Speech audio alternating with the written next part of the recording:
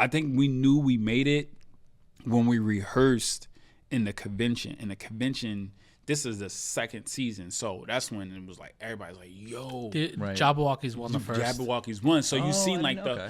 so you seen the whole setup, you seen everything, and but I'm telling them to be friends with everybody. Your net worth is your network.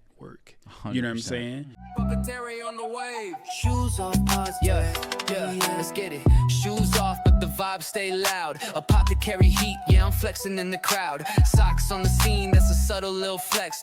This episode of the Shoes Off podcast is brought to you by the APTHCRY mule, 3D printed by Zellerfeld. We have been teasing this mule for like 8 months at this point, the entire length of the podcast, and now it is finally releasing on August 29th for $150 on APTHCRY.com. That's APTHCRY.com. The APTHCRY mule comes in 5 different colorways: red, orange, blue, oat, and black, and it's incredibly limited. So if you want to grab a pair of these when they drop on Friday, August 29th, make sure to be on APTHCRY's website right at 11 a.m. Eastern time, right when they drop. They're also dropping on Zellerfeld.com, and what's really cool about these shoes, besides the fact that they're crazy soft and fully 3D printed, is that if you don't know your shoe size, or maybe you have 2 different size feet, or maybe you've never really known exactly what your shoe size is, you can scan your feet to make sure that this pair is 3D printed exactly for your shoe size. That means if you like watching my sneaker reviews, you don't even need to listen to my sizing advice, because you can literally just buy the shoe, scan your feet, and get it printed exactly for your foot size, so it fits like a glove. Not only is this mule super comfortable and easy to throw on, whether you're going to the store or just lounging around or even to the office, this mule is fully recyclable. It's made out of recyclable TPU, 3D printed by Zellerfeld, and you wouldn't believe it, but it's insanely soft. Certain areas of the shoe feel like a foam. It all comes down to the way that Zellerfeld 3D prints their shoes. Different parts of the shoe feel like different kinds of foam, and all around, I compare the softness of the shoe to like a Yeezy slide or a foam runner. Seriously, you gotta check it out, and if you wanna try it on for yourself, make sure to stop by our pop-up shop on August 30th at Takeout NY in the Bronx. Our entire team is gonna be there, Zellerfeld's gonna be there, and of course you can grab pairs of the APTHCRY mule, and there's also gonna be some pretty cool giveaways and maybe other limited drops. So make sure to stop by Takeout NY on August 30th around 12 p.m. Eastern time in the Bronx. Say what's up, grab a pair for yourself, but if you're not in New York and you still wanna try a pair, make sure to grab a pair on our online release on August 29th at 11 a.m. Eastern time on APTHCRY.com. So make sure to step into the future of comfort with the brand new 3D printed APTHCRY mule. What's up, everybody, and welcome to the Shoes Off podcast. Today's guest is the one and only Smart Mark, entrepreneur, leader, choreographer, dancer, and founder, owner of I Am Fresh Studio in both Philadelphia and New York. Yep. I'm sure I missed some stuff, dude, man. But dude, it's a pleasure to have you, man. Thank you so much for coming through. Thank you for inviting me. I'm happy to be here. Of course, man. Well, dude, I mean, I know you and Osman have known each other for like decades at this point, which is wild. Yeah, I was in high school. Yep. Yeah. He's seen me start from the ground up. That's wild. Likewise. Now look at this dude. Oh my gosh. I'm in. So tell me a little bit about yourself now. Like, what are you into at the moment?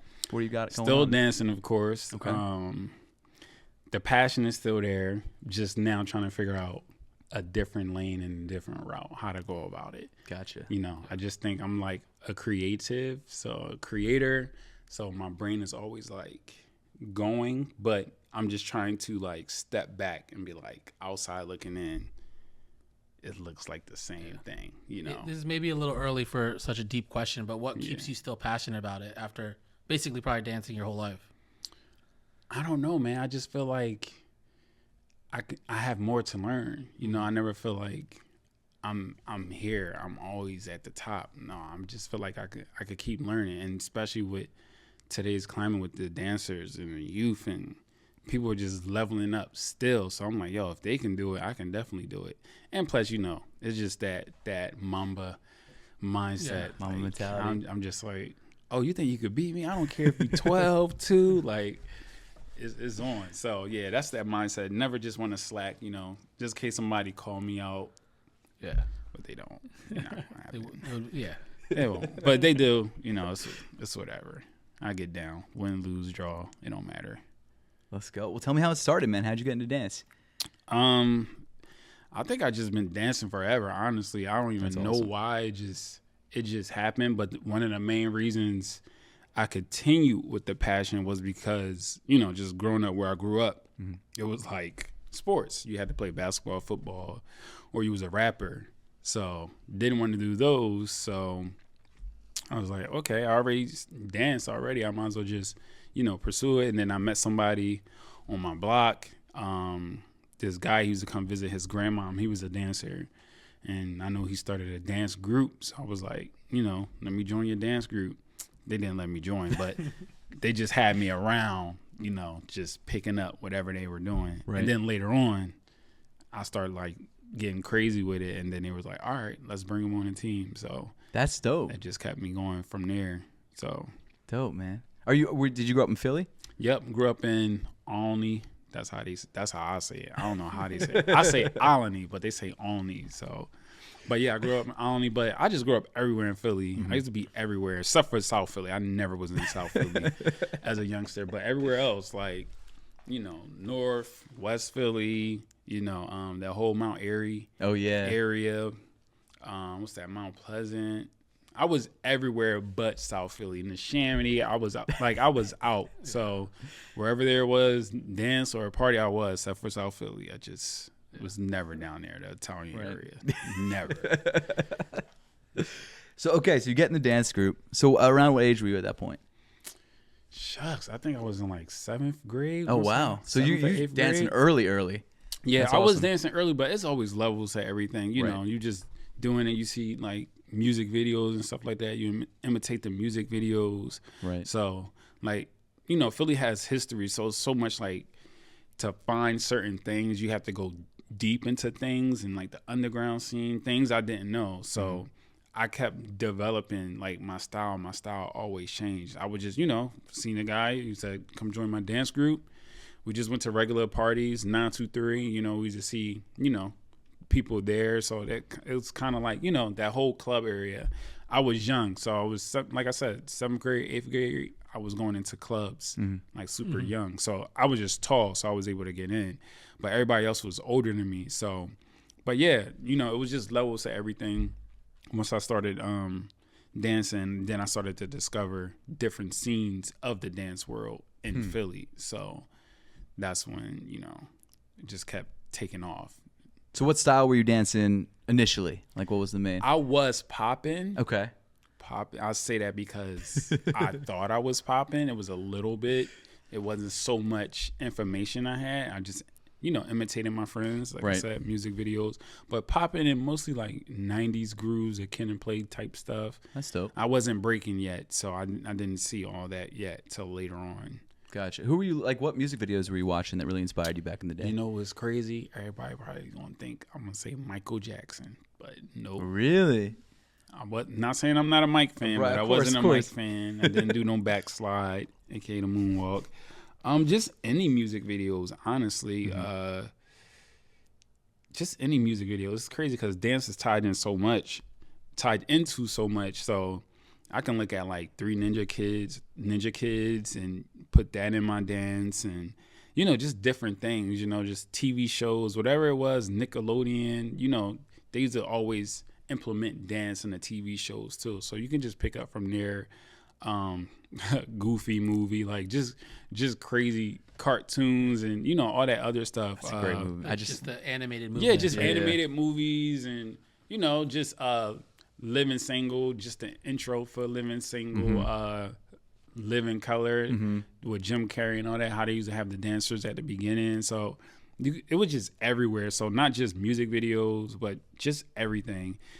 Some Janet stuff, of course Usher. You know, that's my generation. Who else is dancing around that time? Just, you know, Bobby Brown, like all that type of stuff. Even like the Huxtables, I think there was the intro was dance. Yeah, yep. The whole for like 2 minutes. Funny dancing, but it was definitely dance. It was definitely dance. So yeah, it just was all around. Dance was everywhere. So you just picked up from, you know, wherever you could see it at that moment on TV or the cable box or whatever like that. Yeah. Gotcha. Okay. So from there, you said you slowly started branching to other styles. Like, what other styles were you getting into? So, well, I was practicing at a rec center with my dance group, Mount Pleasant Playground, and it was this white lady who ran the playground, and she always let us rehearse in the facility there, like I guess like 3 days a week or something. So she noticed that we were serious. And then one day she just surprised us, like, I'm going to take you guys somewhere. It was probably like 7 or 8 of us. She got a van, and she took us to this play. and it was basically called like Philadelphia Legends. Philadelphia Legends was dope. With all these OGs like Mr. Wiggles, like the original people from like Beach Street and like the movies from the 80s that did popping and breaking. So we met these people, Poppin' Pete, like the creators. So once we met them, that's when my style started to change because I was open to it and I noticed it and I seen it, and then that's when it just elevated. My whole style elevated. That's awesome. Were they in Philly They were in Philly for like a weekend. They did a show Friday, and then I think it was classes for the remainder of the weekend. So it was just crazy. It was a rude awakening. Yeah. So from there, I just was like, I gotta learn that. Ooh, he's dope. I gotta learn whatever he's doing. So my style just kept changing. How long does it take? Like, if you see something you really like, maybe on TV, maybe a move that you really like, how long does it take you to kind of learn it and then internalize it so it's like effortless for you? How long does it take? I'm sure it's different based on that. Yeah, it's different based on so much. It depends on what you focus on. I focus on moves, but I honestly focus on like the feel of it. You know what I'm saying? When I dance, I want people to feel me. I want people to like, you know, just vibe out whatever that I'm doing and trying to present. But, you know, I try to connect with the music. I'm from a generation to where you had to connect to the music. No matter what you did, you know, you can fly. But if you fly and it's not on beat, you're not connecting to the music. You're just doing whatever. So I think just connecting to the music has always been my goal. So it depends on what I want to, you know, really, really learn. But I think I learned everything that I wanted to learn for as like power moves, except for head spins and air flares and flares, and that's it. But yeah, it doesn't take too long if you really, really focus on it. Right. You can do, you know, anything as long as you focus on it. If you have somebody around you that know what they're doing, that's even better. You know, so I think just focusing on a certain move that you want, you can get it. You can get it quick as long as you know, you focus on it every single day. Right. Would you equate it to like skateboarding and trying to new tricks? Yes. Okay. Exactly like skateboarding, riding a bike. And it's definitely different too, because I wasn't going to say boxing, but I was like, you don't really have an opponent. You're your only opponent. So the mirror, right? Yeah. The mirror. Well, if you're doing like crazy tricks, you don't need a mirror as far as breaking. But yeah, you can learn it quick. You know, I've seen people learn head spins in like 3-4 months. You know what I'm saying? Yeah. Especially during the pandemic. Right. I had like a friend of mine's, he learned how to do a head spin during the pandemic, during the lockdown. That's wild. Just practicing it every day. And now he's like, that's crazy. Just practicing tapping the ground, falling over and everything. I watched it. I witnessed the whole thing. That's towards wild, the end, man. June, July, he had it. Now he still has it. He's still going. So he's crazy with it. So it's a bit of like obsession. Like when you obsess, it comes back quicker. Yep. If it's a chore to you, you're not going to, Yeah. So the more you do it, the better. Yeah. How many hours do you think you were putting into that time, like every day to dance? What? Man. Was this like 23. Like every minute that you had, you were dancing, or was it like, you know? I don't know. It's so. I used to get in trouble. My mom used to be like, "Stop moving." She like, because I was, you know, my room was upstairs. It was above the kitchen, so you're hearing it. Stop making that noise. I don't know. I just was everywhere with it. Like I listened to the music when I first woke up in the morning, blasting it, Be More Club music. Dendada and all the crazy fast tracks. Listen to it in the morning. On my way to school, listen to it. It's crazy. The teacher used to let us session during lunch. Oh, wow. And sometimes we would session after school. Sometimes. And then from school, I would go to rehearsal. So I would probably make it to rehearsal maybe like 5, 6, and then go all the way till 9, 10 or something like that. Do the same thing over and over. Friday, go to the club. Saturday, do a bar mitzvah, dance there at the bar mitzvah, all crazy, all them hours. That was just my rehearsal. And then, you know, some Saturdays we still battled, you know, club. And some Sundays we went to the club too. It was crazy. Like I said, everybody was older than me, so I was in a club faithfully, even on Mondays. Coming from school, going to the club. When you were in school, like practicing at lunch, was it like the cool thing? Like were you guys... like looked at like, oh look at them, they're practicing, let's watch, or were you guys like weirdos or in the middle? It was never a weirdo situation. I kind of like made it cool. You know, like I said, I started dancing in middle school. It was kind of on a low. Mm-hmm. And then once I started to actually show people, that's when it was like, oh, snap, he danced, you know. And then when I got to high school, that's when it was like, I walked in a room and people was like whispering, like, yo, that's that boy that, yo, he be here. And I was like, all right, now I'm the popular kid. Don't want to be popular because I just didn't want that label. Mm-hmm. So, no, it was a cool thing, thank God. I mean, it wasn't a cool thing in the club. Right. That's when it was. Yeah, because it's not even right. Yeah, because people like, look at them dancing.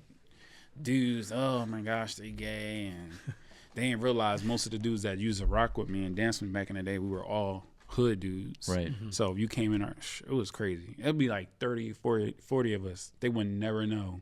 We'd be dancing in a circle. It was dangerous.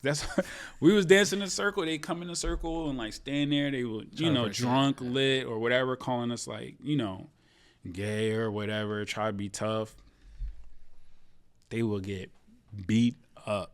Like, can I cuss on here? Yeah, of course. They just get the ass whooped. And it's crazy because, like I said, we've been going to the clubs for a long time, so everyone knew us. The bartenders, the owners, the security. We would beat them up, and then security would beat them up and take them outside. And we would continue to dance. So it would be crazy. It's like, yo, you just got beat up by these gay dancers. And then the security would beat you up, and then you wouldn't be able to come back to the club. And if you had your girl in there, your girl would be taken from you by one of the dancers. So it was just crazy. That's crazy wild. time. So you mentioned battling. Were you battling at this point? Like, how's that work? Faithfully. I was awesome. battling crazy, and that's why I practiced a lot, because I was battling. Right. That's a different generation. Oh my gosh. But no, it was crazy. I was battling. I don't even think I lost when I was young. I don't remember losing. That's awesome. A battle. It was to the point that people used to come to my school. Like when I was in high school, people would find me. Like people would cut their last class from school and come to my school to battle me.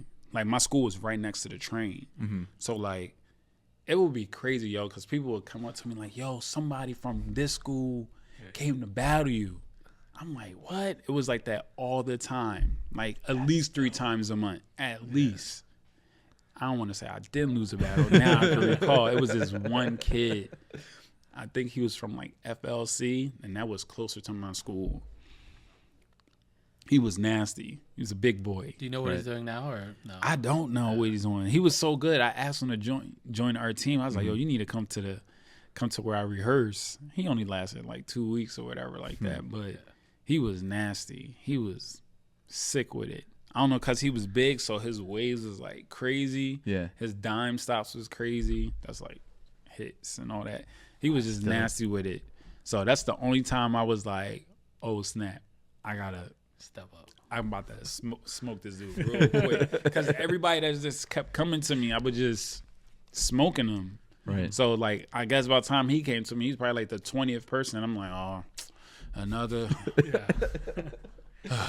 another battle. Here we go. Go ahead. Here we go. I'm like, oh, he's pretty tight.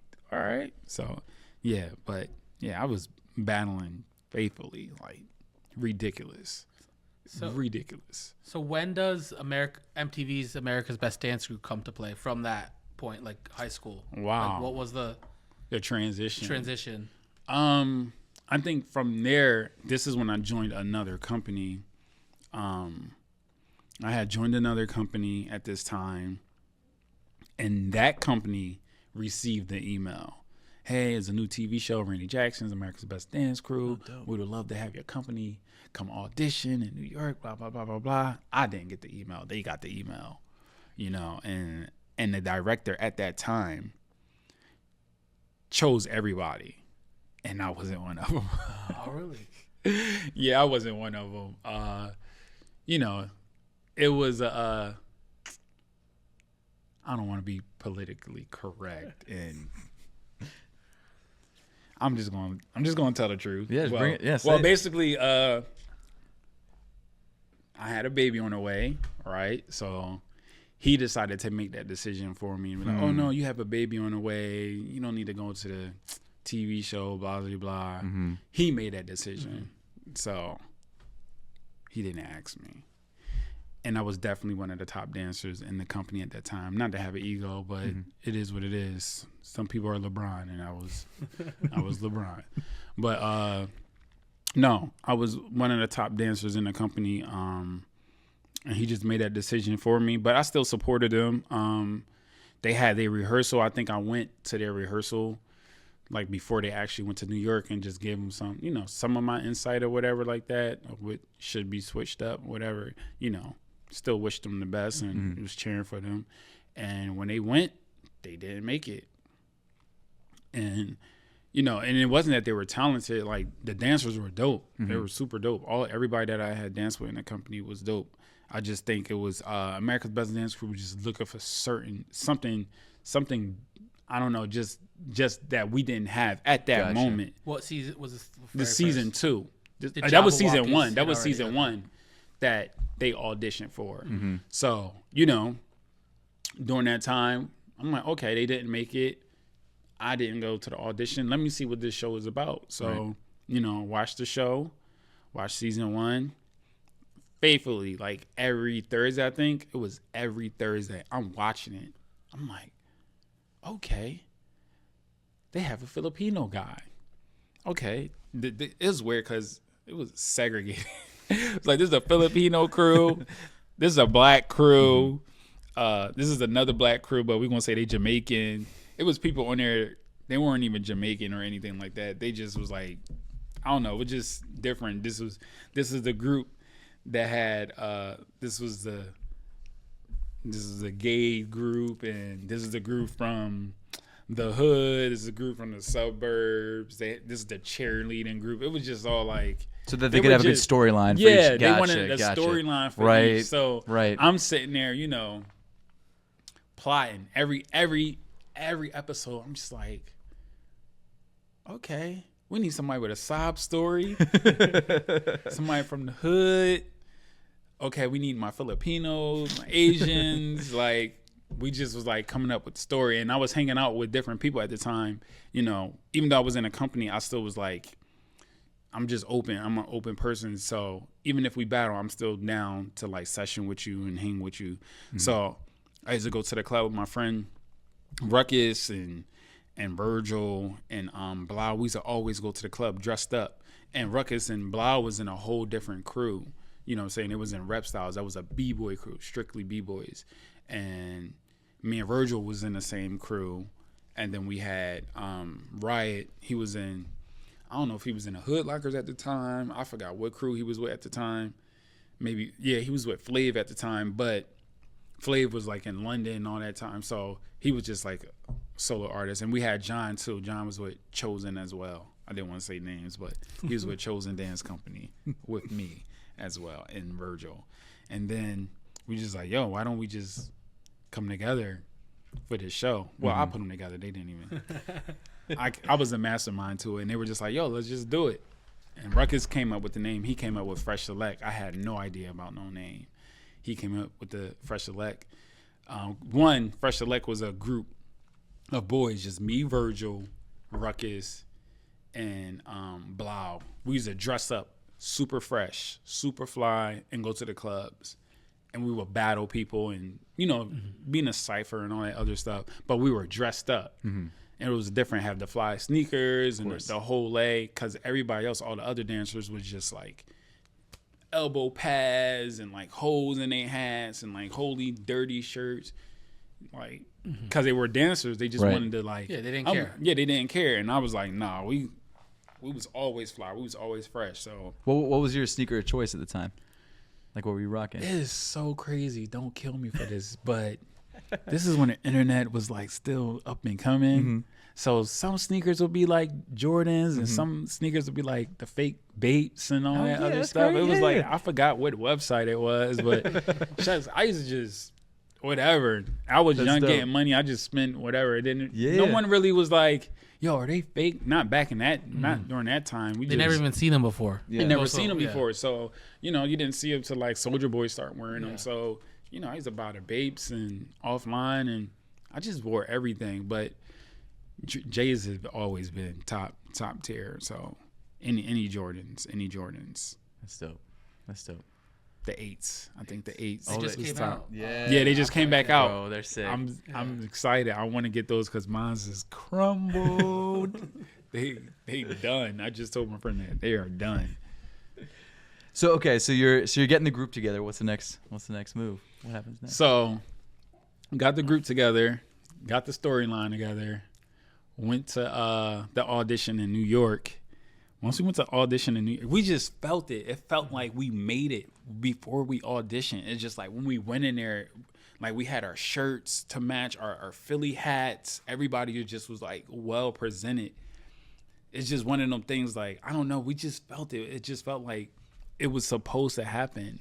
Right. Like when we went, it just felt great. So when we went there and we performed, whatever, it was crazy. A bunch of cameras, lights, and I think we knew we made it when we rehearsed in the convention. In the convention, this is the second season, so that's when it was like everybody's like, "Yo, Jabberwockies won the first." Jabberwockies won, so you seen like okay. so you seen the whole setup, you seen everything, and during that time, dance crews was like big.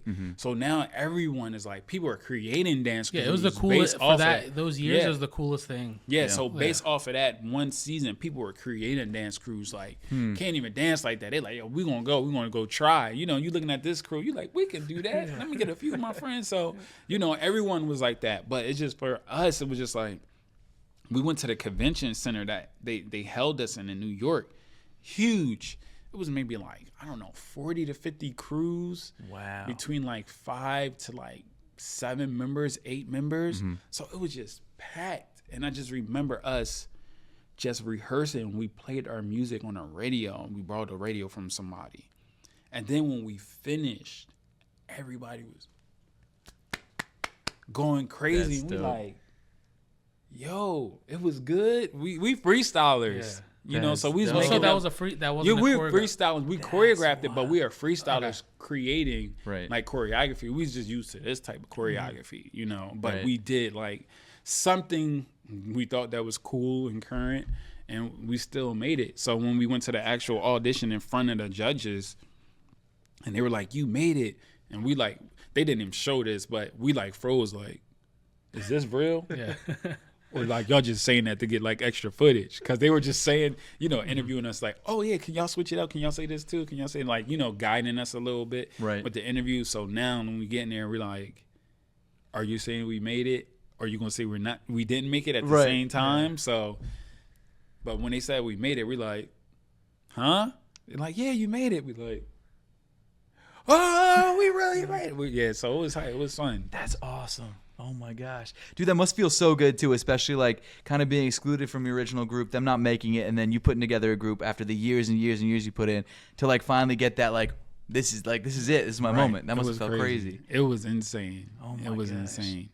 And I think like since we were like, you know, I think I had just bought a ticket to LA before then, like a few days before, just to go out, because I'd never been to LA. It was like a company event. So it's crazy to you know what, let me retract this. I think it was they said we made it, but we weren't sure. That's what it was. They said we made it, but it was a bunch of crews after us, so we don't know. We don't have no contract. But I had bought tickets to go to LA, me, Virgil, and John, to go to a company event. And I think when we were in LA, outside of LA, a little bit outside of LA, not really LA, but more like the hood where the Crumpers were. That's when we got the phone call for America's Best Dance Crew to come to LA. So we like, holy smokes, we about to go to LA and we out here. So it was like we had to hurry up and go home, and then they flew us back out in like a week. So it was just crazy. That's awesome. How was the experience of being on the show? Like, what was that like? It was insane. How long was it, first of all? I mean, wow. It was like, I think we were on there. It was long. Was it? Because it was weird, because we went to the live show. we had to see if we made it to the live show. Once we made the live show, they cut people from there. And then I think they started the season like 2 weeks later or something like that. So we went to the live show. We made it. We had to stay in LA for 2 weeks. Oh, wow. And then we stayed like, I think, an extra 4 weeks. So we were there 6 weeks total. Wow. And then it was like July 4th. So I think they stopped the show around July 4th. They send us back home, and then we had to come back for the finale. So we were back home for like 2 weeks. That's a long. I feel like I always thought they shot shows in like a weekend. No, we were shooting every week, but it was like, I don't know, that show, that season 2 was just dragged out longer. I guess they were doing so good with the like ratings. They were just like, oh, let's do this. Like the finale, even us coming back for the finale, it still was long. Right. You know, it was like, okay, we out here for the finale. You think it's supposed to be a week? We out there for another 2-3 weeks. That's just wild. Like, it was like I was basically living in LA at that time. Wow. Did they like put you up in like hotels? Yeah, they put us up in a hotel. We basically lived in a hotel. That's dope. So, you know, driving us everywhere when we stopped shooting. So it was just like we were just living life. It was just too fun.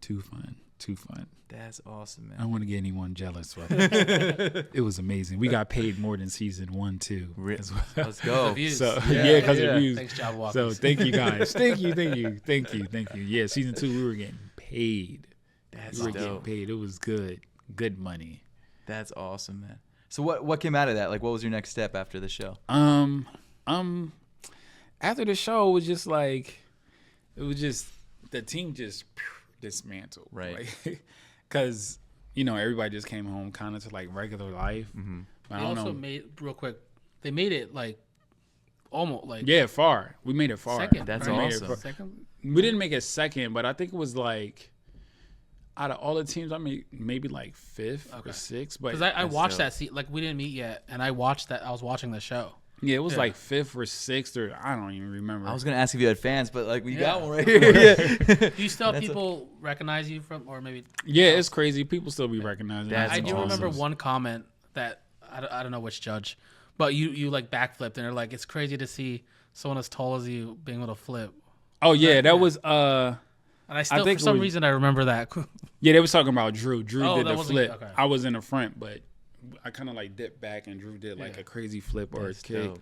Drew was crazy. He's one of the most talented people ever. He would flip off of anything. Flip right off this table. Flip off this mic if he had to. So, but yeah, what was your question again? So after the show, you go back to regular life. Then what happens next for you? Oh yeah, so the crew dismantled. The company I was with came back. He kind of act like we didn't do anything. He kind of was just like, all right, y'all, we're about to just start back up. I'm That's like, wild. You don't want to ask us about how it went, blah, blah, blah. He's so jealous, dude. He was jealous. Yeah. He was jealous. I don't care. He was jealous. I care, but like I came back from the show. That actual company got a contract with Sunny Delight. Oh, wow. Crazy. Like the drink? Yes. Oh, wow. Like got a tour. Wow. Yes. And he didn't support us, but he put us all on his website at the time. Vote for us, blah, blah, blah. But definitely didn't support us. Right. And I think from that, Sunny Delight, I don't want to say that happened, but I think that happened because we were never in no negotiation with Sunny Delight. But Sunny Delight reached out to them, got them a tour. Of course, once again, hey, I feel like you were already out. You have a kid. You don't need to do this tour. That's wild. I had to stay home. That's wild. Yeah, it was crazy. That's nuts. Okay. Yeah, so oh my gosh. It was weird because it was weird. It was weird. We were getting booked for Fresh Select, and I was still like with that company. So my friend Drew has kids, so we're like, okay, we're getting shows. Let's just ride it out. Let's get some, let's get paid while we can and get flown out. The company was like, oh, you can't dance with them no more. I'm like, one, these are my friends, regardless. Right. What we do here is different. He's like, oh, it's a conflict of interest. Wow. Like, you're not Adidas. You're not Nike. You didn't sign me to anything. You're not paying me every week or every month. So Wow. I don't know. That's just the mindset of the whole Philadelphia, you know, community, you know. During that time, hopefully, it changed with me, honestly. Right. But that was just the Philadelphia community mindset. Like, oh, you dance here, you can't dance there. Wow. So, Is that when you opened up, or soon after that? That I had left that company, and it's crazy because Fresh Select wasn't even getting booked like that. We were getting gigs here and there, maybe once a month, twice a month, school pop-ups, and you know, just little events. People was asking us to come because once again, we like sixth place, so we not like the winners. America's Best Dance Crew even hit us up to do a tour when they went on tour with Jabba and everything. They hit us up to do like 3 cities, but we couldn't do 3 cities because one, Virgil left to Bermuda right after the show. Smart. So he was going, so that leaves 5. Then John, that comes from Chosen as well, didn't dance with Fresh Select because Chosen made us make that decision, tried to make us make that decision. I didn't make no decision. So he was like, well, your decision, you not making a decision is a decision. I'm like, oh, okay. That's wild. Yeah, where are they at now? Nowhere. But so how did you end up just leaving that group? I just left, man. It was just like, you know, I think it was like he thought I was like money hungry. Huh. It's weird because I'm not money hungry, but I think he was trying to dangle the carrot in front of me, like he's gonna do it. Watch, he's still, and I'm like, no, I just rather not do anything with you. Right. You know, I didn't have no jobs over here for Fresh Select.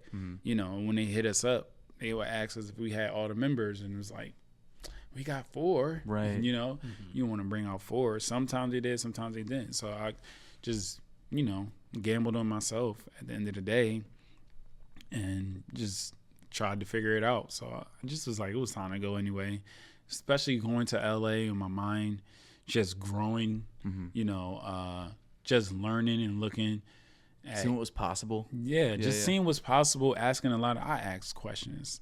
That's so awesome. I was asking questions that whole time I was there. I was meeting so many people.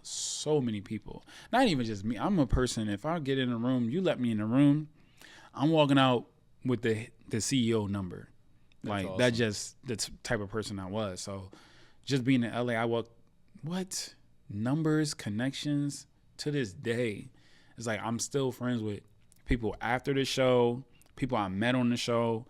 One of my homies who was on season 1, he was like choreographers for the biggest artists right now. Biggest artists, like plural. Like he's doing everything.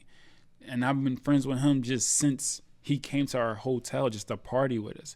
And he wasn't even like, he just stayed there. He's from Florida and he stayed in LA since season 1. And I've been friends with him ever since. And now he's booking my dancers that I train.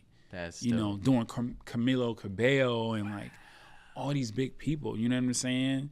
So he danced with Rihanna. He danced with all these people. He choreographing for everybody right now. I'm talking about Calvin Hodge. So yeah, I just was cool. Everybody connected with everybody, you know? Right. So from there, you know, I still got everybody's number, and you know, it was just a different mindset versus like the whole like dangling the carrot. You got to stay here in this circle. And like, bro, dance is huge. It's everywhere. So tell me I can't dance with somebody, that's crazy. That's crazy. Yeah. Be a mentor, but guide in a different way. Exactly. Don't shut me down. Exactly. And that's what a good mentor would do, would be to guide you in a different way. Exactly. Because that's not the way to do it, the way that he was doing it. That's wild. Okay. So from there, did you start fresh? Like, how did that all happen? So from there, it was crazy. So Virgil's going, and John's dancing with Chosen. I just had free time around that time. So I'm like, okay, I still have money. I was still doing workshops. So now I'm like, you know, I'm connected with all my friends from the show.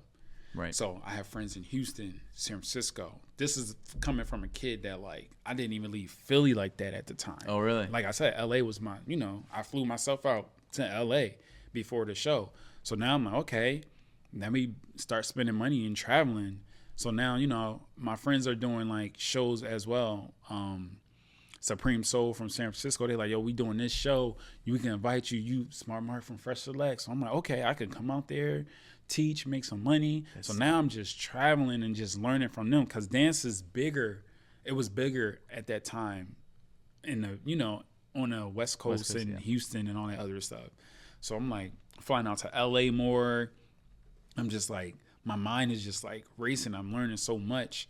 My friends that was actually on the show with us from Houston, So Real Crew, even though it was only like 7 or 8 of them, I remember them showing me like, oh no, this is our actual crew on YouTube. This is when YouTube first being used. I wasn't even on YouTube yet, but they showed me a clip. It was like 50 of them in a dance group. I'm That's like, wild. what the 50 of y'all? And they were all Asian.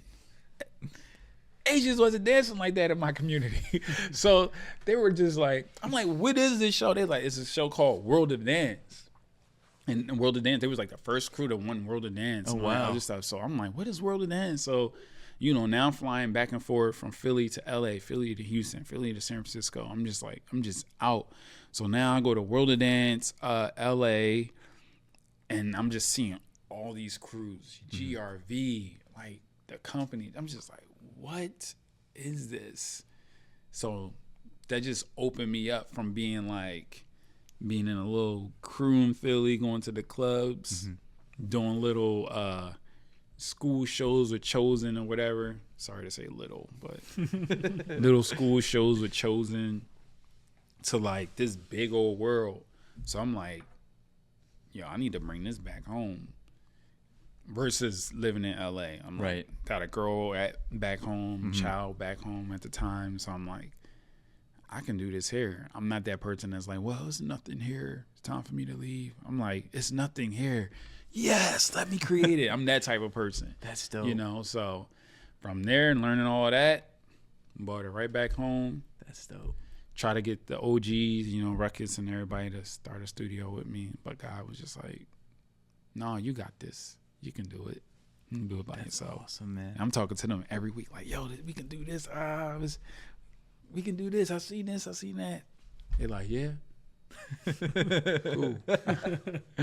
So now it's crazy. It's crazy where we are right now. And, you know, they still support me. They my brothers. You know, I play the game with Ruckus all the time. And Virgil. Still see everybody. Riot, Drew. I just don't see John. I don't know where he disappeared to. So, At what point did you turn kind of like dance into a business, or was that since the beginning you knew this was like, I'm gonna do this for work? I think it was I also got fired from one of my teaching jobs.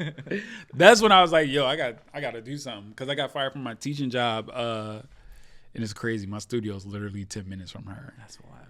Bro, getting Crazy. fired sucks, man. Let me tell you, man. It sucks. It's He's never crazy. been fired. And We've you want to been know why I fired. got fired? Yeah, dude. Yeah, I was late.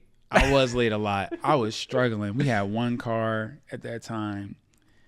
She was trying to go teach. I was trying to teach. She was dropping me off, and then she had to rush to try to teach in South Philly. Oof. So going all the way up from Northeast, all the way to South Philly, it was just crazy.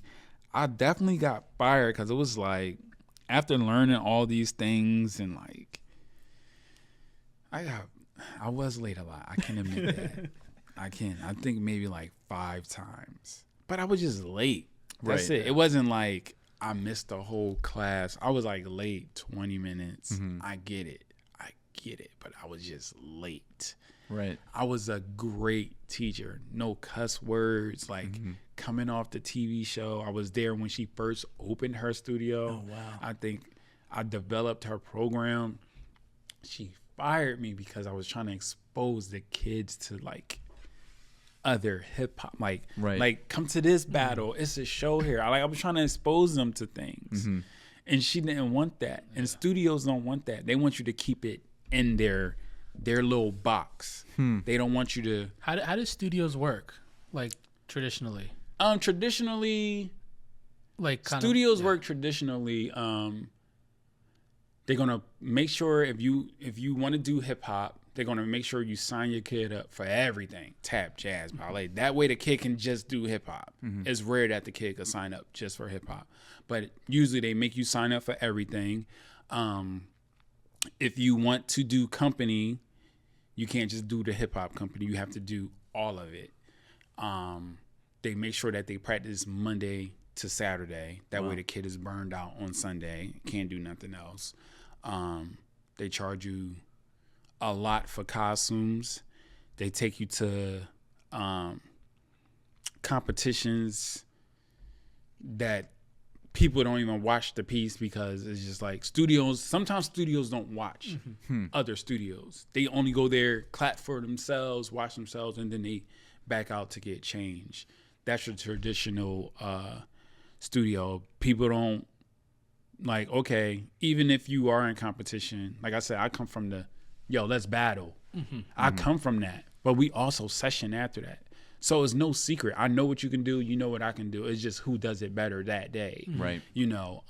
So we can session Monday to Thursday, battle on Saturday. You know what I'm saying? But in traditional studio, they don't talk to their neighbors. They don't make it a community. They don't, it's not inviting. Like I said, it's like you dance there, it's almost like a gang. It's almost like a cult. You dance over there, stay over there. Is the hopes for the dancer at the companies to get booked by? No, we changed that. Okay. We changed that. Dancers usually dance until they graduate high school. That's the traditional. And then that's that. Like as a fun thing.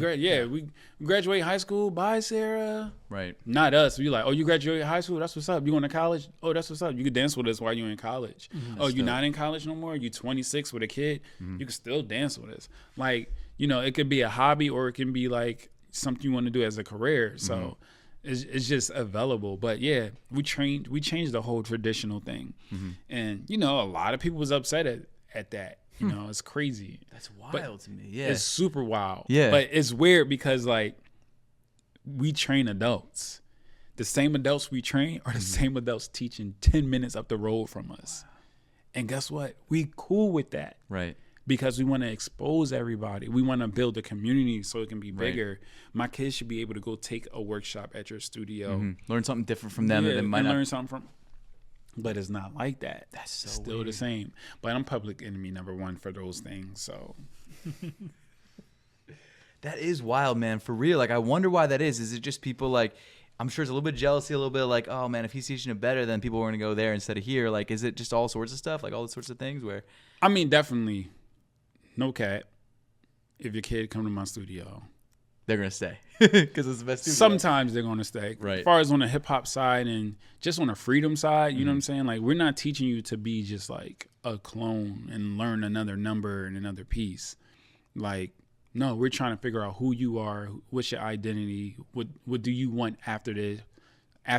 Where do you see yourself going? Even like I said, if it's just a hobby, basketball can be a hobby, but you need to be a dope person that play on a team. Totally. Yeah. And a lot of these studios, no cap, if I go to these studios and I say, hey, how long have you been dancing here? They're, 7 years. I've been here since I was 3.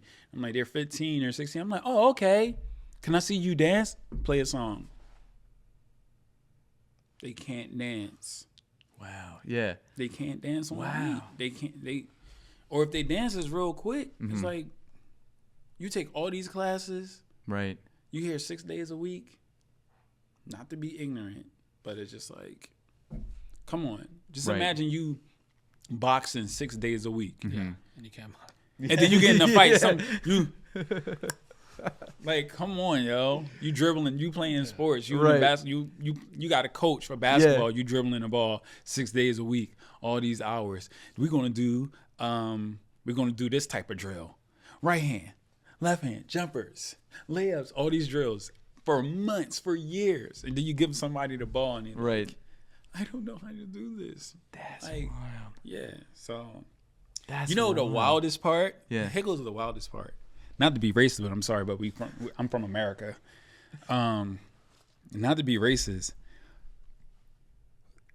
Who do you think can dance the most? Like, growing up, who were like the people that was like, oh yeah, this person can dance? Like, I have never experienced. I mean, you can answer that. Who, like, growing up, who do you think, like, as far as race was known for dancing? Who do you think? Just black people? Yeah. It don't have to be true. I'm just asking. Yeah.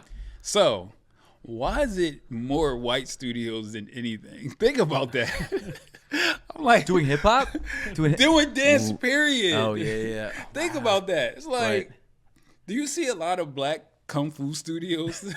Like, That's true. That's true. like, yo, what is wrong with us? Like, I don't know. It's just crazy. Not saying white people can't do it, because we do have like Eminem, one of the dopest rappers. But I don't see a lot of Chinese restaurants owned by black people. Think about that. A lot of pizzerias owned by black people. Not that I've seen. Think about that. I'm sure it exists, but not You not guys everywhere. have a sock company, so it's like fashion. Right. You know, even just to think about fashion, like who was hip back in the day as far as trends? Who made clothing like what it is today? Mm-hmm. You know what I'm saying? Streetwear, Like yeah, just anywhere. anything. Oh yeah, 100%. Anywhere. Yeah. It was 100%. mostly like black cultures, you know. 100%. Gucci was worn by, stuck up people, and then like, from what's the guy name from Harlem? I can't remember his name. Don Dapper, Dub. Yeah. Like how he reinvented Gucci and how it was worn. Totally. Everything once it hits the street, once it hit culture, it's just the flavor is just different. Mm-hmm. You know what I'm saying? So it's like, how can you take class from a studio with no flavor? Right. Yeah. Well, and they don't know that, so they don't. Yeah. Not saying they wouldn't know Yeah, what's yeah, good yeah. or not, but during these days, it's social media. Right. So Yeah. you should be able to be like, I'm going to take my kid to this studio or to this basketball team and look, Yep. and then compare. You know what I'm saying? Yeah, You're going to look 100%. at that for schools too. So Yeah. it's kind of like, why aren't they doing that for whatever that they like? Yeah. You know what I'm saying? You do that with your brand too. How does the socks feel? Let me compare these socks, that's mine, compared to this. Yep. This feels I like this feel a little bit. I want to incorporate that and just change it up. Yeah. So I don't understand why parents don't do that. You can honestly see. I'm sorry, I'm speaking from a business mindset as well, but culturally true as well. So it's like my kids are crazy with it. It's like if we made a sock without trying any other socks. Right. Like that'd be wild. Yeah. Because you literally, Right. Yeah, you'd have no idea like what else is out there. It's wild to me that there were so many spots that didn't let people experience other things. Like that's crazy. Yeah, still to this day, traditional. Yeah. That's or it's just crazy. memorization. They don't actually. Yeah. Right. Is it a little bit? Far as you can look at dance. Like I said, some of these studios have amazing like choreography. Like it's beautiful. The contemporary is all beautiful on stage. The food looks great when it's done. Right. But it's just like, That's a do great the metaphor. dancers have the ingredients? Can they create the same pie that you create, for them when they leave, when they graduate high school? Can they dance like by themselves? I'm really like, I'm like that with my students. Like we can kill the stage and it'd be 30 of us, it'd be 15 of us. That's great. First place, second place, third place, last place. That is dope, whatever. But can you hold it down by yourself? That's what we're missing. Can you dance by yourself? By yourself. Like your goal when you came in here was to get better for you. I hope it was for you, not to just join a team and be part. You know what I'm saying? So it's for you as an individual. Like, how can I help you get better? How can you be great? Because if you're great, and then he's great, and she's great, and I'm great, and then all of us together, we're the greatest. You know what I'm saying? So if we all great individually, we could take off.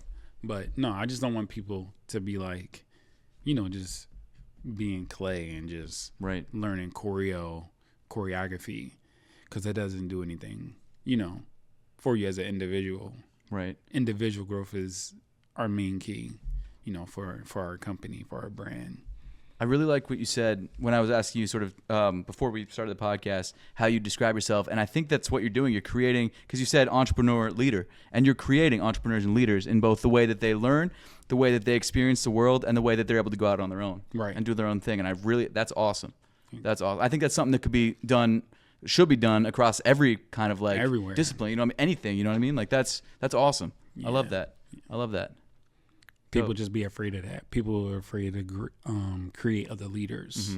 You know, I don't know why, because it's hard. Take the load off of me, please. Oh, you a leader? Please throw something so I can just come to it. Yeah. I don't want to do it. I don't want to create this. I don't want to create this show. You create the show. We come. We support. You know? So that's awesome.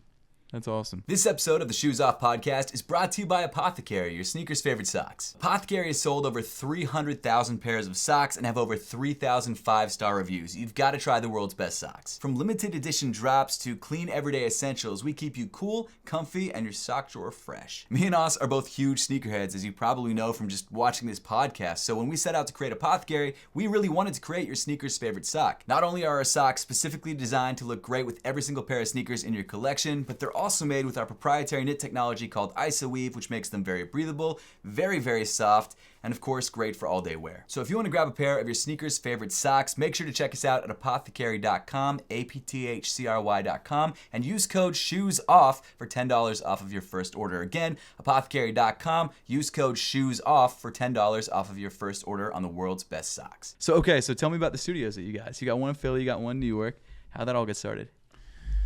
Oh, that's a long story, so no. But Philly, like I said, it was just like getting fired from my job. It was crazy. Getting fired from my job. I just was like, it was time. So I didn't even open up a studio right away. I rented space from the Jewish Community Center. So that's what all my Jewish people, my homies. I rented space from the Jewish Community Center. It's crazy. I'm still friends with them to this day. That's awesome. I still stop past there. Never forget where I come from. And it was, I think I had like 4 students for the whole like months, like 7-8 months. Wow. So I was still, working, doing side jobs, paying my rent for the studio. And I was throwing battles. I was throwing this event called Smart Sundays. Like it was usually the first Sunday or the second Sunday of the month. So I would throw battles first Sunday. I will bring in a DJ and I will invite 2 friends to come teach. So I would have teachers during the day, maybe like 4 to like 7 or something like that, something to 8. And then from there, those teachers who came out. So if I bring my friend from San Francisco with a name, he'll come teach, or Choreographing or whoever was popular at that time. I'll bring them to come teach. Classes will be packed, like 30 to like 60 people. So we'll make money from that. And then we'll have the battle right after that. My fault. So then we'll have the battle right after that. So I would bring people from the class that would come to the club. So I would get paid from the club. Mm-hmm. They would already pay me to host the event, and then they would pay me on top of it when I bought people. So I was just racking up around that time. Were you dancing in these battles too? Like as well as putting them on? No, I wasn't allowed to do Oh. that. But like I said, how it was for me in school, people used to pull up to the event to battle me, straight up, to try to embarrass me. But it wasn't happening, Captain. But so I used to throw those events. I used to be popping, but I'm mad people, crumpers, and just I start bringing a community together. So once I was doing that every month, I think maybe on like our 4th or 5th month, I was like, you know what? Let me hold auditions just to see. Let me hold auditions to start a crew. I never had a crew, a company. Oh my God, I was like 23 or something like that, 24. I was young. So I'm like, all right, let me have this audition. Had this audition, bro. It was like 60, 70 people came. Wow, that's dope. Just out of nowhere. I'm like, dope. This is the first crew ever like this big. And obviously, like I said, that video that I seen from my friends from Houston, they had like 50, 60 people on stage with them. So I'm like, okay. Mostly everybody got accepted. Mostly everybody. They had, Philly had talent. Was it from the talent that I have been seeing in San Francisco and LA and stuff like that? No, not there yet, because they wasn't exposed to it.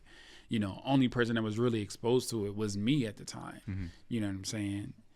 So, of course, a few people that was with us at the time, they kind of seen some stuff. But yeah, mostly I was exposed to it. So I just bought everything that I learned from over there implemented here. Had my friends Farside from Academy of Villains. He kind of helped me start it, you know, put me on that mind frame of like getting the crew to be tight. So Academy of Villains, we was Academy of Hype. I mean Academy of Fresh. It is Academy of Hype in Hawaii at the time. So it was a bunch of us called the school district. We had like places. We had LA, San Francisco, Hawaii. We were the only East Coast people. And then we had like Definitives and like Brothers. They were like overseas somewhere. So yeah. We had a bunch of people that auditioned, and from there it was just like everybody was fresh. You can walk anywhere in the dance scene without seeing a fresh shirt. So it was crazy. And it was weird because this is when it was like freestylers and then people who came from a studio. So that we brought that whole world together. Wow. So from people from the suburbs, people technically trained, people from like the ghetto. So it's just like, just meshed that together. So it was weird. We weren't even like, it was a black owned studio, but it wasn't even like, this is a black studio. Mm-hmm. Like we had the Filipinos, you know, we had people from the suburbs that was white. It was just different. You know, it's still not like that to this day. You know, but we were the only diverse company or crew. That's awesome. I remember when I was coming around your studio, you'd always like get on your students about like hanging together and not being in like separate cliques. I remember you like yelling at them, being like, "Stop, just like intermingle." Yeah, and I'm still like that to this day. I just think especially during these times, I think it's really important to learn everyone, learn everybody, learn everyone's background, and it's not to judge, it's to understand. You know what I'm saying? Not to judge. I know a lot of people think I'm judgmental, but you know, I judge people based off of dance. Right. You know, you could dance, you can be great, you could be just starting out. I'm just judging you off of dance. You know, it's like a sport. Mm-hmm. Can I beat you in basketball? Yeah, I'll dunk on you, boo, boo, boo, cross you over. Can I beat you in rap? Yeah, I spit the best lyrics. But after that, we're regular. We're just people. You know what I'm saying? We should be able to go out and eat. So, yeah, I'm big on people talking to people. Even my dancers to this day, when we go to competitions, I'm like, watch that crew. Not watch them so you can be better than them, but watch them, you know, so you can support them. You know what I'm saying? Like, be cool with everybody. I know people label me as a person that's like, whatever. They just label, that's just the jealousy people that's jealous. But I'm telling them to be friends with everybody. Your net worth is your network. 100%. You know what I'm saying? 100%. And then just like I said, during these times with, you know, the Orange Man in office again, and just, you know, just knowing the whole, like, just everybody, just different backgrounds. You got to know what to say, when to say, and how to say these things, and just learning different people. You know, coming from my side, you know, the Jewish community and me doing bar mitzvahs and everything like that, you know, and hear what people say about Jewish people. I'm like, yo, Jewish people help me a lot. You know what I'm saying? In my situations, you know, the Filipino community helped me a lot. You know, the Italians helped me a lot. Is it different pockets in every, you know, race and religion? Of course, that's everywhere. But you can't judge people, you know, like just instantly. And I think sometimes just speaking to people just helps you, you know. And it's crazy because I tell people this all the time. This was race stuff. Like, you ever seen the movie American History X? It's a great movie, one of my favorite movies of all time. It's not even like a movie with effects or anything, but it's just like I think his name was Guy Torry or Joe Torry, one of them Torry brothers, but they were in a cell with somebody from the skinheads. You know, so he was the skinhead. But I'm like, okay, for me, I'm like, I will be friends with a skinhead before I be friends with a white person from the suburbs or that's around that do what I do or know people like me. Why? Because a person that's a skinhead, he is raised that way. You know what I'm saying? He knows from his people around him that's like, be like this, they're like that. Jewish people, black people, they got it. They're this, they're that. He's being fed that, or she's being fed that. Versus this person who loves hip hop, claims, you know, listen to the music, try to teach the culture, and then are like scared of me or scared of us, or secretly don't want to support us because their uncle is a certain way or their aunt is a certain way. Oh, your aunt is racist, so you don't want to say Black Lives Matter because your aunt, you know, or your uncle or your cousins or your mom, or you can date us, you know what I'm saying, but publicly you don't want to support us. So I could be friends with this person and change that person's mind frame then versus like being supportive or friends with this person because they know better. They know we're not like that. And they choose not to like support and help. So yeah, that's just my mind frame. But yeah, be friends with everybody. Try to learn people to the best way you can, and you know, that's just it. It's better that way anyway. Who wants to go around and be like, oh, I heard Mexicans are like this. What? Come on. Yeah. Like, that's somebody else's experience, y'all. Everybody's not like that. So, you know, be aware, but also, like I said, these people are walking around being fed this information. Orange man feeding people Mexicans are like this. He's doing the same thing. He's doing the exact same thing. So some of these people are just ignorant. At the end of the day, they haven't opened up to all these people. So no, open up to people, speak to people wherever you go. Oh, you like that? You like ketchup on eggs? What? You know, you can look at them sideways. I love ketchup on eggs, but people, other people be like, "Ew, you eating ketchup on eggs, syrup on eggs?" Yes. So it's just, you know, just learning everybody. I just think it's better that way. Why not? Yeah. Travel Why if you not? can. You could travel. Yep. What? Yep. You what? Dance is so huge. Why you want to be just in your box at your studio with the same type of people, and then you like, oh, I'm better in this square. Yeah, because you're in your square. Of course, you're better at that studio. What about here? What about? Yeah, just talk to everybody. Hang out with everybody. My Filipinos used to try to stay with the Filipinos back in the day. Like, all right, we all go in the world of dance. Sorry, so the black people don't drive. The Filipinos' parents gave them a car, so it's like, we need to ride with y'all. And they're like, no, we all gonna go in the car together. No, y'all the only ones with the car, okay? So you gotta put some of us in your car, all right? So that's how it was. I was like, no, some of us don't drive, bro. We gotta ride with you. I'm sorry. So all my Asian people, y'all gotta drive. Y'all have to, or we won't get to the competition at all. Teamwork. Teamwork. Dreamwork. There you go. But dude, I love that perspective too, because it's not just about like learning other people, but it's making yourself better. You know, the more people you meet, the more perspective you get, and the more you see, like exactly what you're saying. Like you just learn your studio, you just know what's going on in your studio. But if you see everything else, you can learn so much more for yourself too. You can learn exactly how to interact with people. You can learn about everything. I mean, it's so important to expose yourself to everything, or not everything, but like It's different cultures. different cultures. Yeah, absolutely. Different I love cultures. Man, what type of foods Yeah, you can eat? Just the traveling managers. You know, I'm friends with people that barely speak English. You know what I'm saying? We just know each other based off of dance, and we vibe. yeah. Like It's a human connection. Yeah, you don't even have to say anything. It's just like, Yep. you dance, I dance. Like, I don't know how many members have joined us from like different parts of the world. They'd be like, oh, I'm moving from Philly. I'm moving to Philly. And then they join our company and they barely speak English. And I'm like, okay, but we all communicate and we're the like best of friends. And then That's they learn awesome. later on, you know, English and stuff like that. Of course, we teach them all the hood Philly stuff. Oh, John.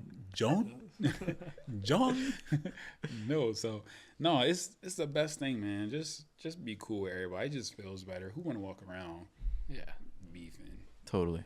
Do you have a spot, like when you guys go out after maybe a session or something? Do you have a spot that you go to, like a specific? Man, it's so crazy because like for having Fresh after all these years, different generations, we have been switching up the spots. Okay. You know what I'm saying? So it's like, I was just thinking about this the other day. I have to take this generation to our old spot. And what is that? Or you don't want to give it up? So we have a bar around us right now. The drinks are pretty cheap. So we used to go there after some rehearsals. But it's a spot that's around like Route 1 near the George Community Center. What is it? What is it called? Bubba or something? I forgot what it's called. Benny the Bums. Okay. That's one of the spots we used to go to back in the day. That's because I used to play music and everything. And the food would be like to like 1. And then we have another spot that was closer to our old studio. It's a diner where their plane crashed. Oh wow! Yeah. Yeah, it's literally up the street. That's crazy. What is the name of that diner? It's right next to the McDonald's and next to like the old skating ring. Wow. So we used to go there. That's 24 hours. That food is bomb. What? Go there at 3 a.m. It's so good. But yeah, those are places we go to. We used to go to Silk City. That's our spot. It's so many. What's that Blind Barber? It's just so many spots now. It just whatever. It's a different time. Yeah, we follow the DJ. Honestly, that's what we follow. So wherever the DJ is DJing, who we like, That's dope. that's where we're gonna end up. Yeah. So Cool. Could you? I know you've worked with a bunch of different artists, celebrities. Could you name? I mean, you don't have to name them, but like the experience working with those high-profile individuals. If you can name them. But yeah. that's up to you. Of Are they course. hard to work with? Or are they like? I guess everyone depends. Yeah, on everybody's the different. Everyone is their own, unique artist. I think Usher was honestly my one of, well, not saying he's my favorite, but it was like that was Dream like come true. real like holy Yeah. I'm with Usher right now. Cause it's like we're practicing. Like he was rehearsing with us, like really rehearsing with us, like in the studio. When we got there, he was there. When we left, he was still there. Wow. So I'm like, yo, he literally standing right next to me. He's right, like the whole time for like a whole week and a half or something like that. That's I'm like, awesome. I'm like, this is crazy. I'm with Usher. I'm like, look at his back. He's right there. Like he was like right there. I can literally like, you know what I'm saying? So it was like, man, that was just like just random. That was just a random. And did you like keep it cool meeting him, or did you like? Yeah, fanboy? it's crazy. I always like. I didn't even take no picture. That's crazy. I never take pictures. I suck at that. I never take pictures. But I'm about to get those little. Oh, the Ray-Ban yeah. glasses. Yeah. I'm gonna have to. I never take pictures, but I think when I don't take pictures, I get a chance to meet these people again. It always happens like that. Like I never take this picture and then bam, I'm working with them again, or I'm chilling with them again. You know, there's only a few times that I haven't seen somebody more than twice. Right. You know, everyone that I see them again over and over. It just, and I'm just from Philly, so it's like, it's crazy. It always happens that way. There's only a few people that I met that I haven't seen twice. I think that was Kobe. I seen Kobe. Wow. I met Kobe. Hugged and everything. That was the craziest celebrity that I met. And then the following year, he passed away. Oh my gosh, yeah. So 2019 was when you met him. Yep. That's wild. Taylor Swift concert in LA. Wow. We were in the same area for like the VIP guests, whatever. Because like I said, one of my dancers went on tour with Camilo Cabello. And I think she was opening up for Taylor Swift around that time. Yeah. So I had like VIP. That's dope. My dancer gave me VIP for like the show in LA, and I'm like right there with Kobe and his daughter. I'm like, yo, Philly. He like, yeah, Philadelphia. I'm like, yo, this is crazy. That's I'm next awesome. to Kobe, and then that's when that happened. But yeah, everybody I usually meet a few times. It's crazy, crazy. But Usher was just, I'm like, yo, I grew up on Usher. This is crazy. That's Usher nuts. is right here, you know. Definitely a hard worker. He's hands-on, like from the outfits. He know the outfits. So, yeah, he's definitely, I see why he's like, he labeled as one of the greatest. So he's definitely a hard worker. He's got the Mamba mentality. Yeah, he does. Yeah. He don't stop. Yeah. That's wild. So was he like, obviously he's good, but like how good is he at dance? Like where is he at in the? I mean, he's a great performer. He's a great dancer. I don't think a lot of people, they compare to artists as dancers. You know what I'm saying? But in the dance world, right, you'll be okay. Right. You know what I'm saying? Compared to people are flying. Right. You know, you're like, Usher is the best dancer. You're like, did you see that 7-year-old that's flying right now, tying his shoe, doing his homework in midair? Like, no. You can't compare artists to like an actual dancer.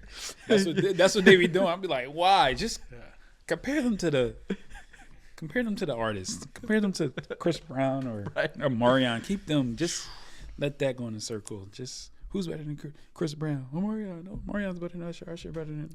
Who's the best artist then in terms of dance? Like, who would you say is the best dancing artist? Chris is smoking. Really? What? That man is insane. Like, where is he in the dance level then? Does he actually make it? Does he break the top dance? I mean, compared to the battle scene, right? Of course, he's not top tier. Right. But I can still put him in a category as like a dancer. That's dope. Like dancers, it's crazy. Dancers train to dance with Chris Brown to get on his tour. I have to take class so I can level up and be on Chris Brown's tour. It's usually probably the other way, right? But it's like Chris don't even train. That's wild. You know what I'm saying? He don't train. You just give him the step, go over it with him, let him vibe and fill it out. But once again, that comes with the culture as well. You know, dancing at the block parties and the barbecues and all that other stuff. But he's nasty. He just ridiculous. I'll still be like, yo, this man is insane. Have you had an opportunity to dance? Yeah, I worked with him. I worked with him before. That was super random. I was home in Philly.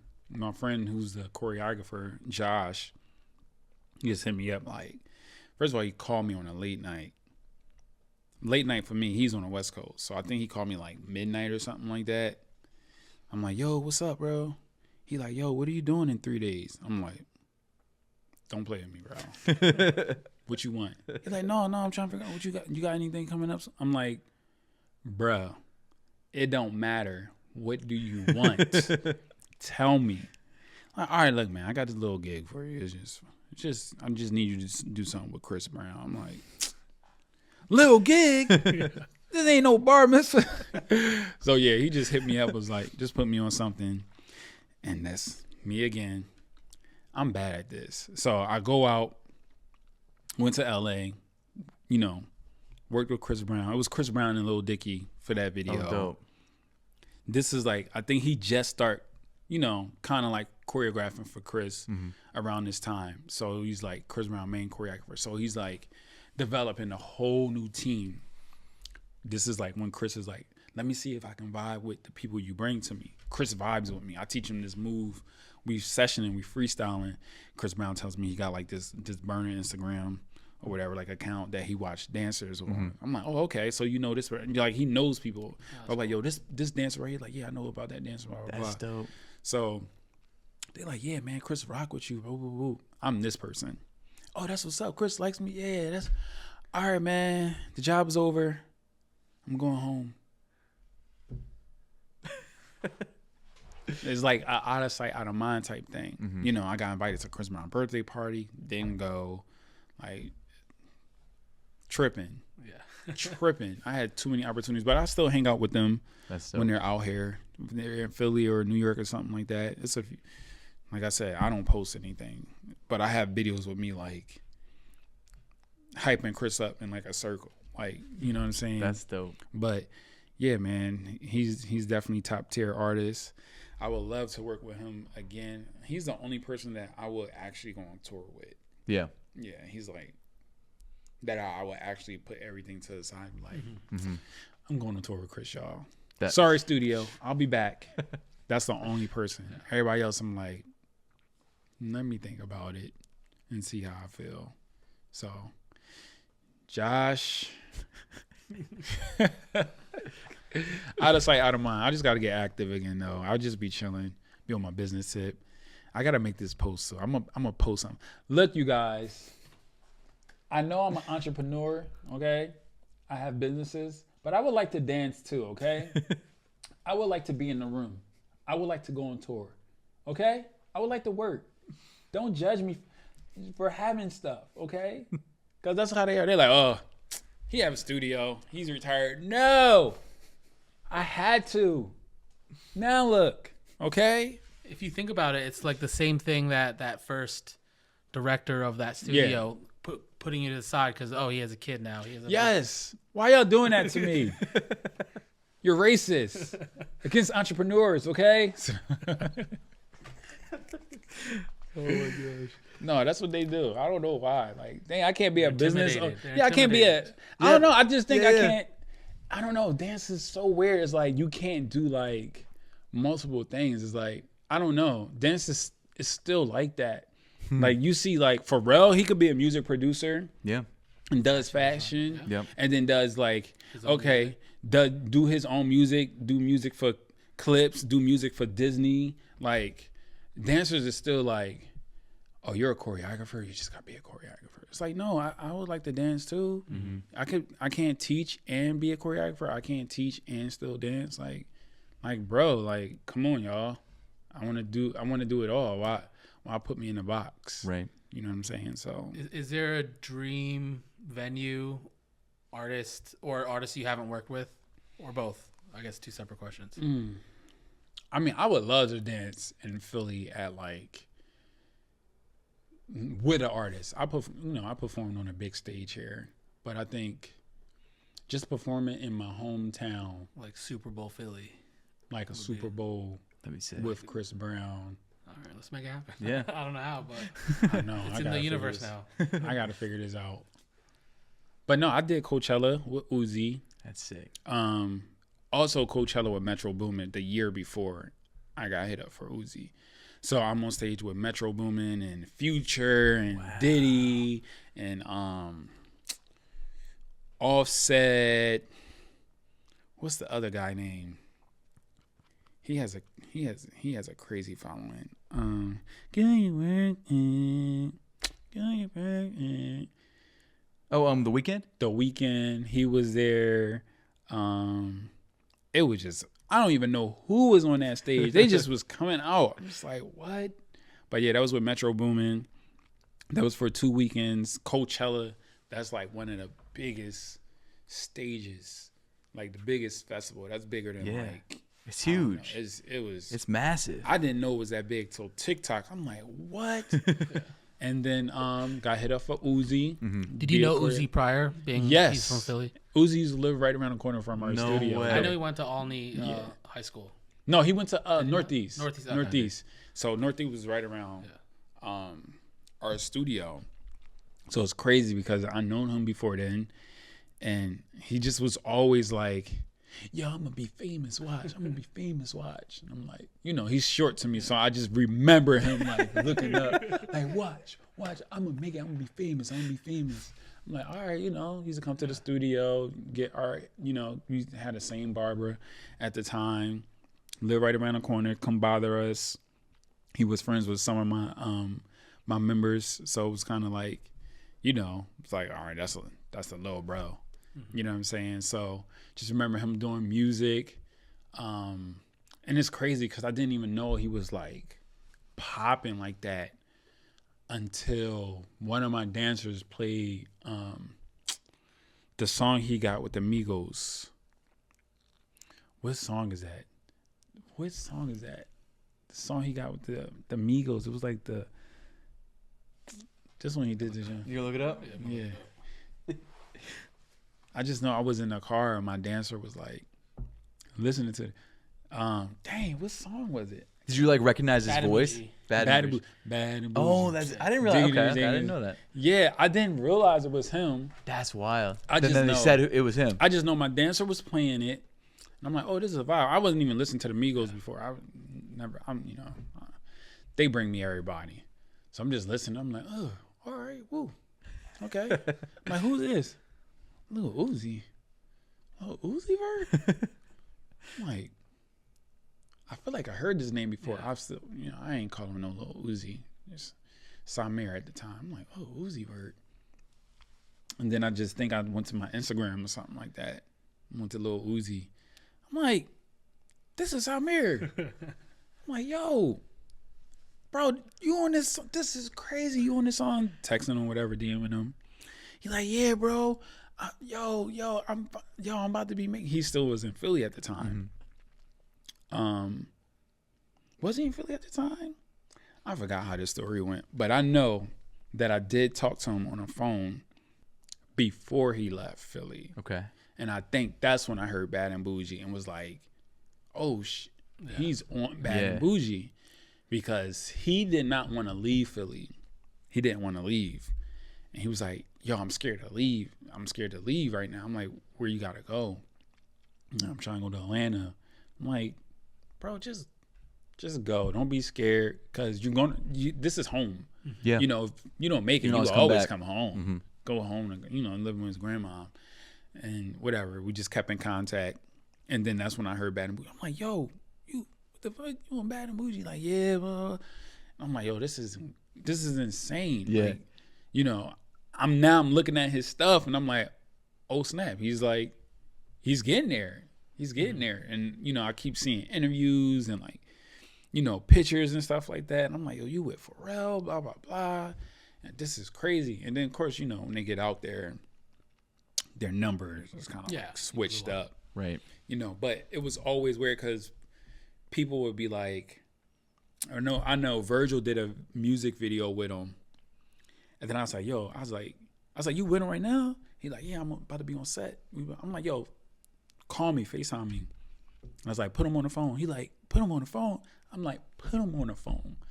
So Vert comes to the phone. Oh shit, Smart Mark, what's up? Oh my God, I'm gonna give you my number after this. I'm like, all right, boop. He sent me his number, whatever.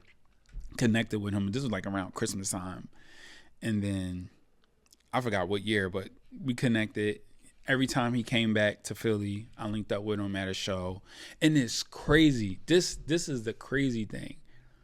He had his first show in LA. He never performed. And he had his first show at like a small venue. I think he was featured. Somebody featured him. I don't know if it was Tyler, the Creator. It was something like everybody was just starting off around this time. Right.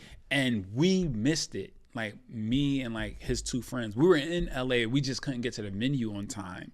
And I remember texting him, hitting him up like, yo, bro, we missed your show, but like we outside and stuff like that. He's like, no, bro, don't worry. Like this is when nobody knew him. So I have always like supported him on a low.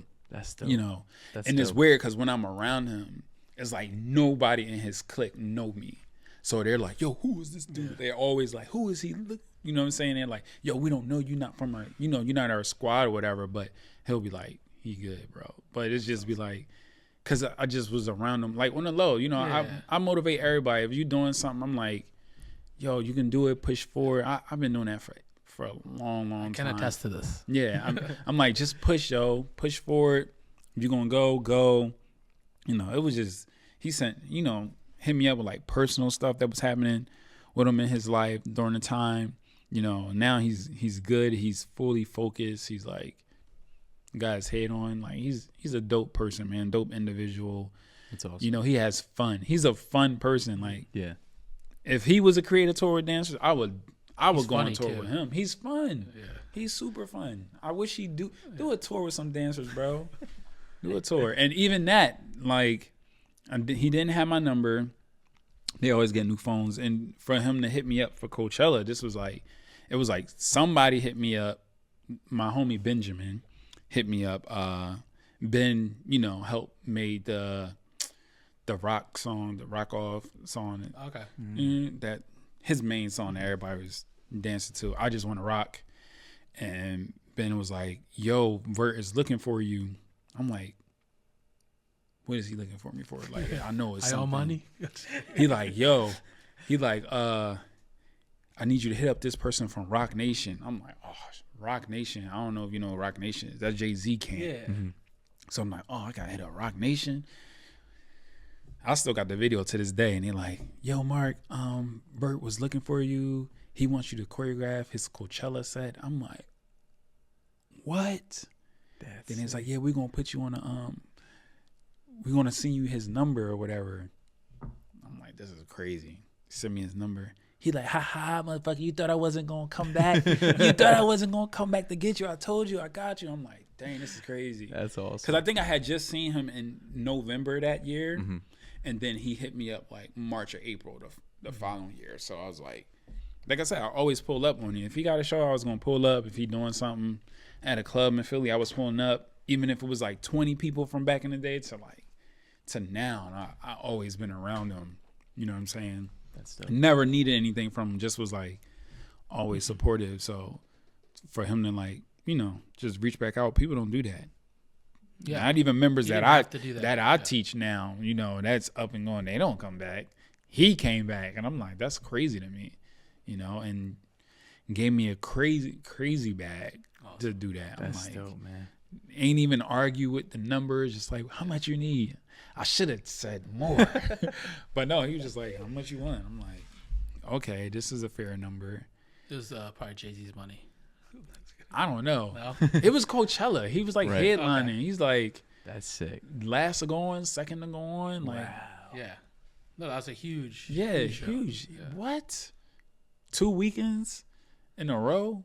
That's dope, man. I don't know if it was Saturday or Friday. Oh my gosh. I think it was Saturday. It was crazy. I still got footage and, you know, us texting and talking, like making jokes. It was, you know, and I'm still cool with his management to this day. I can call it either or.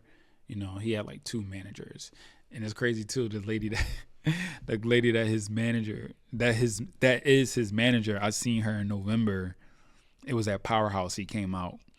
And he did his I Just Want to Rock with DJ Diamond Cuts, I think. And I just remember being on stage with him, and his manager was like I told you, people from around him don't know who I am. Mm-hmm. So his manager like, get off stage and like trying to move me out the way. And I'm like, yo, I'm cool. You know, she just was not having it, but I get it. But now I'm cool with her and cool with the whole management team. But no, he was one of the dopest, funnest people. Not stressed. He's a character. He did a dip on stage. Everybody thought I told him the Vogan dip. Like, you know, he just let the internet talk. They talk about him in his pocketbooks and purses, and he don't care about that. I feel like sometimes he just posts things to just get it. Like, right. He's making fun. And I'd rather have him post about himself versus people posting about other people's problems and issues and build it from that. Not just him. This is just everybody. Yeah. Like just. Yeah, so he just like, okay, if you're going to talk about me and I'm going to make a name, I'm going to talk about myself. Yeah. And a lot of artists don't do that these days. So it's like, that's the dopest thing. So you're building your name off of yourself, not off of other people's struggles. Sure. You know what I'm saying? So people should appreciate that from him. Definitely. Awesome, man. Well, before we go, like I want to ask you, if you had to do it all again, right? Get back to where you are now, maybe even farther, whatever the case may be. But if you had to do it all again, knowing what you know now, what would you do differently? I would start a sock company. What I knew back then, right? Yeah, 2015, 2014, bro, maybe way before that. You know, actually, this is crazy, and my memory is like weird like this. You opened, or you had your studio that I was coming through. You had that little small room. Yep. And you asked me, you're like, what should I put in here? I literally told you socks. You did? Yeah. Is it too late to get a percentage? I don't know, bro. It's like right now, and as a dancer, yo, as an entrepreneur, like, I can honestly tell people this. Fuck what people are saying. Like, all the negative shit. I have seen people from nothing to, like, blown up. Multiple people, even if it was dance with Beyonce, from doing music to being a Lil Uzi Vert, from doing socks to selling out. Like, you know what I'm saying? I have been around people from the ground up. The twins, my brothers, I would never forget when I thought they were lying to me when I first met them in New York. I'm like, oh yeah, let's link up, blah, blah, blah. Cause they were, no, but not really like that. Mm-hmm. And I remember asking them like, where are y'all staying at in New York? They're like, we staying at Jay-Z and Beyonce house. And I'm like, these dudes are lying. They were really staying there. That's Coming to find out, crazy. they were really staying with Jay-Z and Beyonce. Like, That's wild. I be with them, and we be with the most craziest people. Their DMs is flooded with like, I'm like, they have movies. I'm like with these dudes all the time. They're got dolls. They have dolls. Like, I'm saying this. I am like a big source of like information. And it's rare that I hold the information just for myself. I don't gatekeep. And this is why I guess that I'm blessed, you know, and still doing this. But it's like, surround somebody who want to see you actually win. Mm-hmm. See you win. Even if I'm down at the time, I still feel up because people around me are up. Because at the end of the day, they're going to call me back and be like, you thought I forgot about you. You know what I'm saying? Right. So get your information while I'm here. You know, you just never know these days. Just get the information and take flight and invite me later on. Yeah. So yeah, I don't know what I would change. I learned a lot. Like I said, I started a company very early. I was started fatherhood very early. Everything was very early for me. And I can honestly say I was judged early, you know, running a company. I'm 23, 24. Mm-hmm. I was like, people like words of wisdom, like a father figure. Can you imagine? Yo, my father figure is 23. And it's like 60 people auditioned for me. So now I'm like a father figure overnight. So I'm like, I'm a father figure. I'm still a person that would like, you say something, you know, or back then, I was a person, you say something smart, I'll punch you in your mouth. Yeah. You know what I'm saying? I don't think you want that as a father figure at 23, 24. You know what I'm saying? So like, you know, I made my mistakes, you know, I'm still learning from it. So I wouldn't say that I would change anything, but I think just learning, developing every chance you get, as long as you know you need to change, which is the most important thing, versus like, I'll go back and change. It's like, no, you got to experience these things so you can be aware, you know, you got to experience it. So I'd say just experience and just being aware of, you know, everything you've done and you do, and just trying to change to the best of your ability. No one's perfect, you know, so be courteous to other people, like treat people how you want to be treated, basically. Mm-hmm. If you make mistakes, allow everyone else to make a mistake. You know what I'm saying? So that's all I say. Don't be judgmental. Cool. That's good, man. Well, tell the people where they can find you. You can find me taking a nap. So no, you can find me on social media as Smart, S-M-A-R-T, Mark, M-A-R-K _ I was the first person to open up a hip hop dance studio in Philly. Let's go. So that's why they call me Smart for a lot of reasons, not just learning dance styles, knowing every dance style as possible on the hip hop side, but on the entrepreneurship side and just the mentorship side, just being exposed and open to everything. That's where I kind of get some of my name, and being a smart ass mouth. And I took the name kind of from my friend too. His name was Smart Remark. I always got to say that. He's like, no, it's your name now. It's your name. I'm like, no, I'm going to tell people I took it from you. He's like, no, as long as you, once he gave me the go, that name stuck. I had the most craziest names back in the day. Too Tall, just stupid names. But Smart Mark stuck. So Smart Mark _ I am Fresh with the PH, PHRESH. And in New York, Fresh with the PH as well. Fresh NYC _ We still keep the PH in Philly. I mean, in New York. Gotta rap. So, yeah, Philly and New York is just starting. I cannot wait. I love New York. I love it. I don't know where to move. How often are you there? I just went there yesterday. Oh, dope. You just go for the day and back, or? Yeah, it's crazy. I don't know. I usually drive there, but now I'm being lazy. I'm catching the train. Yeah, that's the way to go. I just love it. Yeah. It's just chill. It's just chill. New York is just so much to do. Yeah, it's crazy. Yeah. But thank you for inviting me. You coming on, man. Yep. I got a question for y'all. What's the biggest bag y'all ever seen? We can talk about that later on. Go ahead. Do your outro.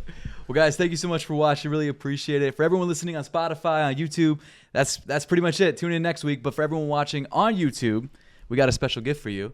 But really quick, I gotta change the battery of this camera because this camera's about to die and that one's about to die.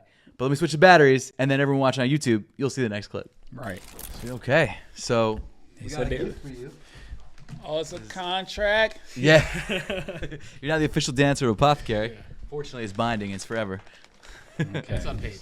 Yeah. Oh, shucks. I like how y'all have the sticker look, but it's not a sticker. Oh, thank you. I appreciate that. So I got to open this now. Ever since 2020. So when did y'all come up with this? So it was 2020 during the lockdown. Yeah. We were playing video games a lot, just together. Just chatting. Yeah. And then we were like, we should use our time better. Yeah. Playing video games. Me up. All right, here we go. It's a mystery bag, so it's random pairs. Yes. I mean, yeah, it may or may not be good. I don't know. Osman packed it. Watch what we do after this. We can switch them out later if you want. Watch what we do after this. Watch what we do after this. Here we go. I just had a pair of socks on yesterday. Let's go. This one is always funny to me.